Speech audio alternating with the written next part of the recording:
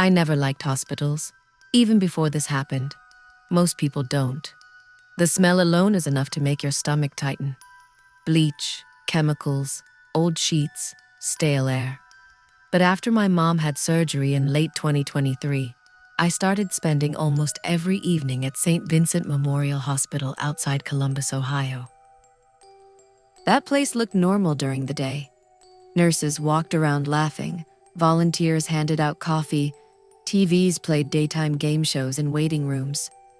At night, though, the hospital changed. The halls became quieter, longer somehow. Like the building stretched when nobody was watching. My mom was recovering from complications after a second surgery on her intestines. The doctors said she'd need at least 2 weeks there. I was 24, still living nearby, so I visited almost every night after work. The weird stuff started around the 4th night. Mom's room was on the 6th floor, oncology wing. Most of the rooms there were occupied by older patients, and the atmosphere always felt heavy. Nobody talked loudly. Even nurses whispered. One night around 10 p.m., I went to grab a drink from the vending machines near the elevators. The hall outside her room was empty, except for an old man sitting alone in a wheelchair near the nurse's station. His head was tilted down. At first, I thought he was asleep. Then I noticed something strange. Nobody acknowledged him. Nurses walked right past him. A janitor pushed a cart around him without making eye contact. It was like they either didn't see him or were pretending not to. As I passed, the old man lifted his head slowly. His eyes looked cloudy and gray. "Don't go to the lower level tonight," he whispered. I stopped walking. "What?" "The lower level," he repeated. "They still use it." Then he smiled. Not a friendly smile either, a nervous one, like he knew something terrible. Before I could respond, a nurse came out from a patient room behind me. When I turned back toward the wheelchair, the old man was gone. Not walking away, gone. The wheelchair too. I asked the nurse if she saw where the old man went. She frowned. "What old man?" "The guy in the wheelchair right there." There wasn't anyone there. I remember laughing awkwardly because I figured maybe exhaustion was messing with me. But later that night, while Mom slept, I kept thinking about what he said. They still use it. Around midnight, I finally left the room to head home. The elevators took forever, so I got impatient and decided to use the stairwell. That was my first mistake. The stairwell lights buzzed overhead, dim and yellowish. As I walked down from the 6th floor, I noticed the buttons beside the metal doors. And then one more beneath them, L, lower level. I remembered the old man immediately. I should have ignored it. Instead, curiosity got the better of me.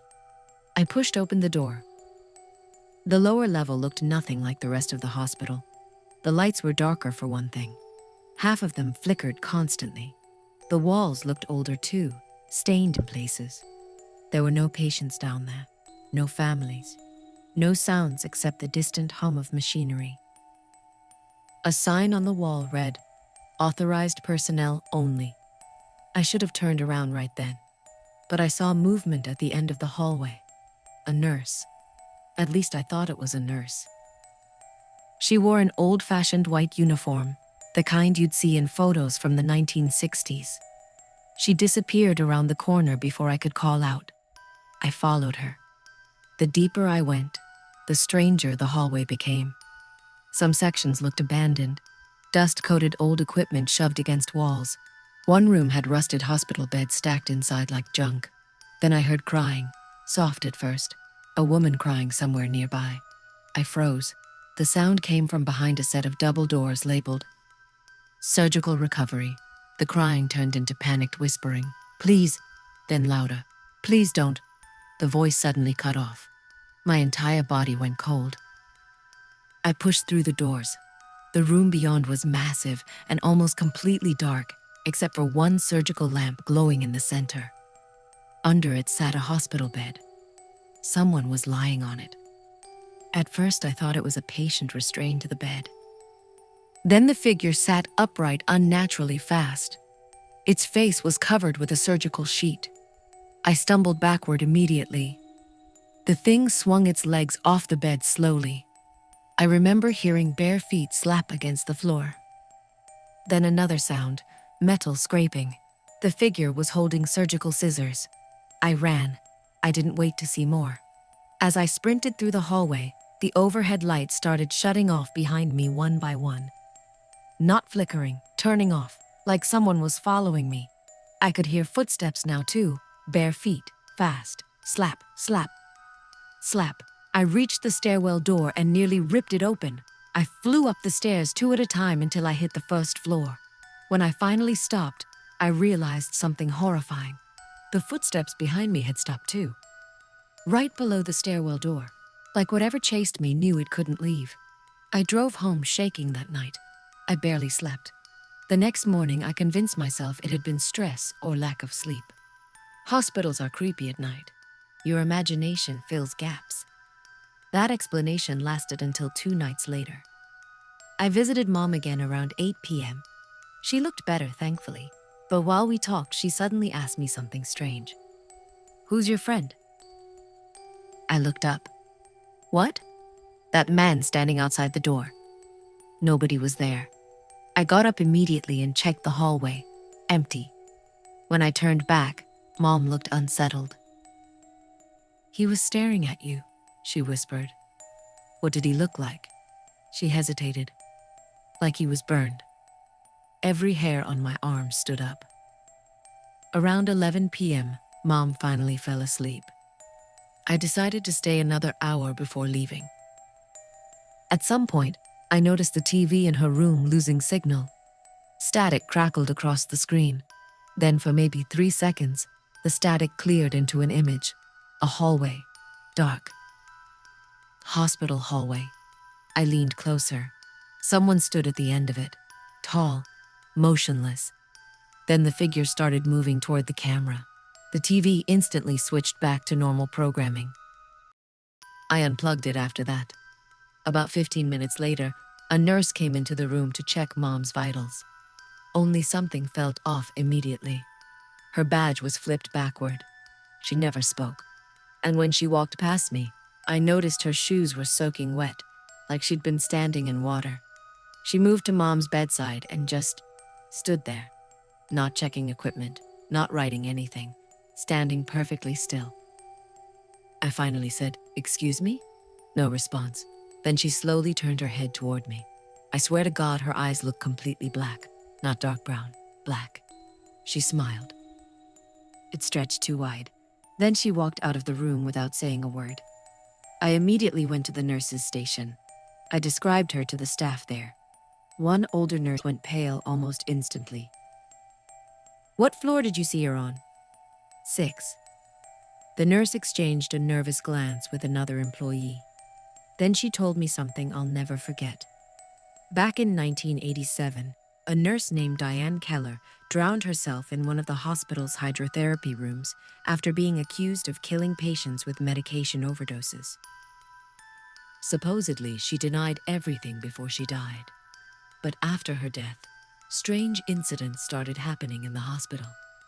Patients claimed to see a wet nurse standing near beds late at night. Some patients died hours after reporting her. The older nurse tried laughing it off afterward, like she regretted telling me.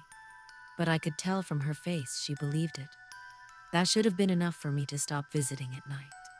But my mom still needed me there. 3 nights later was the worst experience of my life. I arrived around 9 p.m. The 6th floor felt unusually quiet. No TVs, no conversations. Even the nurse's station was empty. That alone was enough to make me uncomfortable. I walked quickly toward Mom's room. Halfway there, I noticed something at the end of the hall. A wheelchair. An old man sitting in it. The same one from before. This time he looked terrified. "You stayed too long," he whispered as I approached. "What are you talking about?" "She knows you now." The lights above us flickered. The old man looked toward the hallway behind me. Then his expression changed completely. Pure fear. "Run." I turned. The wet nurse stood halfway down the hallway, motionless.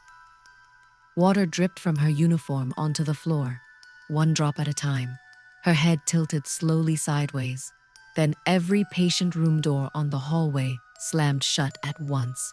Boom, the lights went out. Complete darkness. People started screaming from inside rooms. I heard hospital alarms suddenly blaring somewhere nearby. Then came the sound of wet footsteps, walking toward me. I took off running blindly through the dark. I smashed into carts and walls trying to reach Mom's room. When I finally reached it, the door was already open. Mom sat upright in bed, staring toward the bathroom. "Someone's in there," she whispered. The bathroom light was on. I could see water slowly spreading across the tile floor. Then I heard humming, soft humming, coming from inside. I grabbed the metal IV pole beside Mom's bed without even thinking. The humming stopped instantly. Then the bathroom door creaked open by itself. A figure stood there, tall, soaking wet, face hidden by dripping hair, and in one hand a syringe. Mom started screaming. The figure lunged toward the bed. I swung the IV pole as hard as I could. It connected with something solid. The figure collapsed sideways into the wall, and for a split second I saw her face. Skin swollen and pale, eyes completely black, mouth hanging open unnaturally wide as water poured out of it. Then the lights came back on, just like that. The bathroom was empty. No figure, no water, nothing. Only the IV pole shaking in my hands. Nurses suddenly flooded the hallway, asking what happened because apparently the power had failed for only 10 seconds. 10 seconds. It felt like 10 minutes. My mom started crying uncontrollably and begged to leave the hospital immediately. She checked herself out against medical advice the next morning. What scares me most is what happened afterward. About a month later, I got curious and searched local archives online about St. Vincent Memorial Hospital. That's when I found an old article from 1987. There was a grainy black and white photo attached to it. The article was about Nurse Diane Keller's death. But that wasn't the part that bothered me. Standing in the background of the photo, near the hospital entrance, was an old man in a wheelchair. The exact same man I'd spoken to multiple times. According to the article, he was one of the patients who died during the overdose investigation. He died 3 days before Diane drowned herself. I haven't gone near that hospital since. Mom recovered fully at home. But sometimes late at night, I still wake up hearing something. Soft footsteps, wet footsteps, stopping right outside my bedroom door. In 2021, I worked night security at a hospital in northern Arizona called Black Ridge Medical Center. It wasn't a famous hospital or anything. Small town, 3 floors, 1 emergency wing, mostly older patients and car accident victims from the highway nearby. The job itself was boring most nights. Walk the halls, check doors, tell homeless people they couldn't sleep in the waiting room, that kind of stuff. I actually liked the quiet. I'd bring earbuds sometimes and listen to podcasts while doing rounds. Most of the nurses were friendly, and after a few months I knew almost everybody working the night shift. There was only one part of the hospital people avoided talking about: the East Wing on the 3rd floor. Officially, it was closed for water damage renovations. That's what management told people. But nobody ever worked on it. No construction crews, no maintenance, nothing. The lights stayed off permanently, and thick plastic sheets blocked the entrance hallway. Even the cleaning staff refused to go near it. At first, I thought it was just some creepy abandoned section of the building. Then I started hearing stories.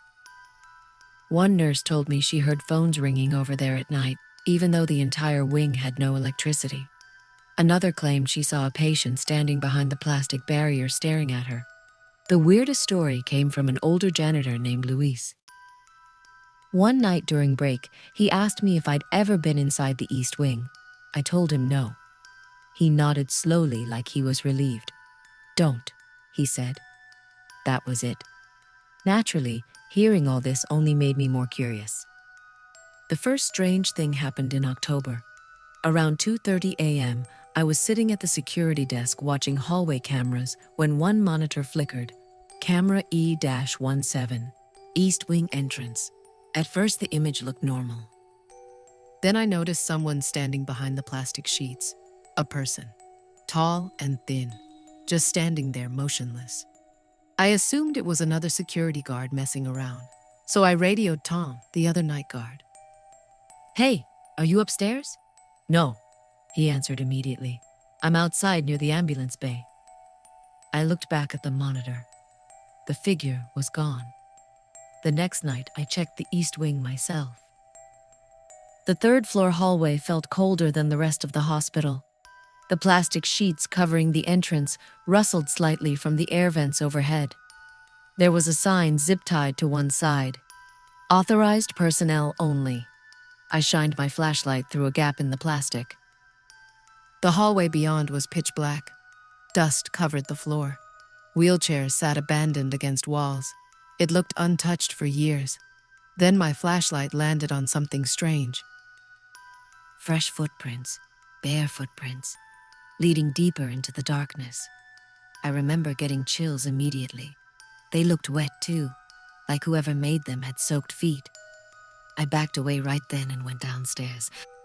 I didn't mention it to anyone because honestly, I didn't want people thinking I was losing it. But after that, weird things started happening more often. Call buttons for empty rooms would activate randomly. Elevators opened on abandoned floors. Patients complained about a man with no face standing in doorways at night. One elderly patient became hysterical and tried ripping out her IV because she claimed someone kept whispering through the vents. Then came the night I saw the child. I'll never forget that. It was around 3 a.m. during one of my rounds. I was checking stairwells when I heard a bouncing sound nearby, like a rubber ball. Boing, boing, boing. I followed the sound down the pediatric hallway on the second floor. At the far end stood a little boy, maybe 8 years old. Hospital gown, bare feet. He bounced a red ball slowly against the floor. At first, I assumed he was a patient wandering around. "Hey, buddy," I called out. "Where's your room?" The boy stopped bouncing the ball. He looked up at me, and I froze. His face looked wrong. Not injured, wrong. His eyes were completely black. No whites at all, just solid black. The ball rolled slowly away from him. Then every light in the hallway shut off at once. The darkness was immediate. I heard the ball continue bouncing somewhere ahead of me. Boing, boing, boing. Only now it sounded farther away, like the kid was moving deeper into the darkness. I backed up immediately and nearly ran into the nurse's station. When the lights returned a few seconds later, the hallway was empty. No child, no ball. I reported it to the charge nurse, thinking maybe a patient had escaped their room. Nobody was missing. That's when Luis overheard me. The color drained from his face. "You saw the boy?" he asked quietly. I nodded. Luis stared at the floor for several seconds before speaking again. "A child died in the East Wing years ago," he said. "Apparently, before the wing closed, a fire broke out during the night due to faulty wiring. Most patients escaped, but one young boy trapped in recovery didn't make it. After the fire, staff started reporting strange sightings. A little boy wandering hallways, bouncing ball noises, children talking to invisible people. Then staff members started disappearing. Not many. 3 over several years. But enough for rumors to spread. Eventually, the hospital shut the wing down permanently. I asked Luis why the hospital didn't just demolish it. He looked at me strangely. Because whatever's in there stopped staying in there. That sentence stuck with me. A week later, I understood exactly what he meant. It happened during a thunderstorm. The power kept flickering throughout the building, which already had everyone on edge. Around 1:45 a.m., security received a call from ICU. One of the patients had wandered off. An elderly dementia patient named Walter Green. The nurses couldn't find him anywhere. Tom and I split up to search different floors. I checked stairwells first. Nothing. Then I got into the elevator to check the third floor. As the doors opened, I immediately noticed something wrong. The plastic sheets covering the East Wing entrance had been torn open. Not cut. Ripped apart, like someone forced their way through. My stomach dropped. I radioed Tom but got only static back. Then I heard coughing, weak coughing, coming from inside the abandoned wing. I should have waited for backup. Instead, I drew my flashlight and stepped through the torn plastic. The smell hit me first. Burned wood, mold, and something rotten underneath it. The hallway was massive compared to the rest of the hospital. Old patient beds lined the walls beneath dusty sheets. Ceiling tiles sagged overhead from water damage. Then I saw the footprints again. Wet, bare footprints. Dozens of them this time, all leading forward. The coughing continued somewhere ahead. "Mr. Green?" I called. No answer. I followed the sound into an old nurse's station area. That's where I found the wheelchair. Walter Green sat in it facing away from me. Relief hit me instantly. "Sir, you can't be in here." Slowly, the wheelchair turned toward me on its own. Walter's eyes were wide open. Blood covered his hospital gown. Not fresh blood, dark blood, dried around his mouth, and he was smiling. Not normally either. Too wide. Like his cheeks had been stretched. "You shouldn't have come in here," he whispered. Above me flickered violently. Then every monitor in the abandoned station suddenly turned on at once. Static exploded across the screens. One by one, images started appearing. Hospital rooms, dark hallways, security camera footage, all live. One monitor showed me standing there. Another showed the elevator outside.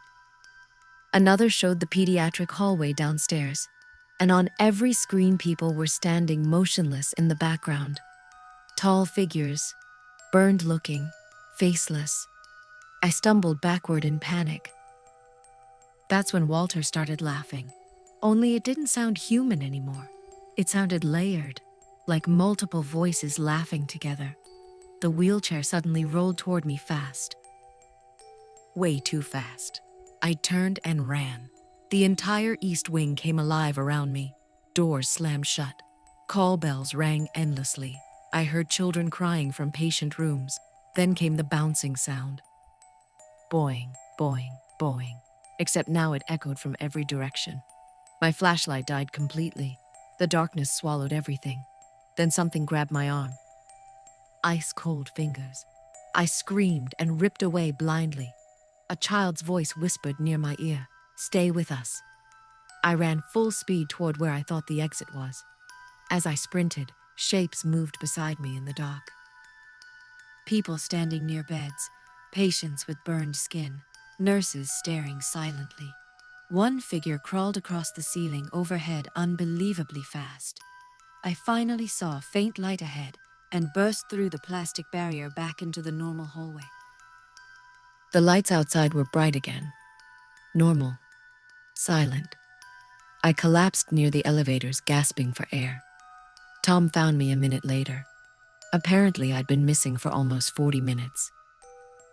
40 minutes. To me, it felt like maybe 5. The worst part came afterward. Walter Green was never found. Not alive anyway. 3 days later, maintenance workers discovered his body inside an old storage room in the East Wing. The official report said cardiac arrest, but according to Luis, the body looked burned.